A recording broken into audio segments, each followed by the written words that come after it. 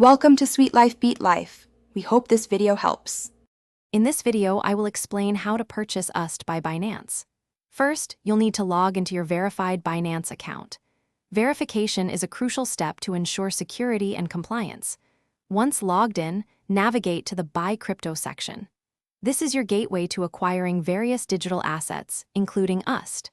Make sure your preferred payment method, like a bank transfer or credit card, is already set up and ready for use.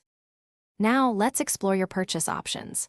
Binance typically offers two main routes: buying with fiat currency directly or using their peer-to-peer or P2P trading platform.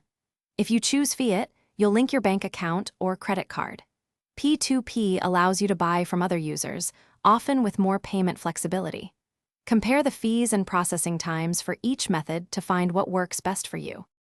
Once you've selected your method, it's time to specify the amount of USD you wish to buy. Carefully input the quantity, keeping in mind any minimum or maximum limits. Double-check all the details on the order confirmation page, including the total cost and the amount of USD you will receive. Finally, authorize the transaction using your chosen payment method. Your USD should appear in your Binance wallet shortly after. To keep your assets safe, always enable two-factor authentication on your Binance account.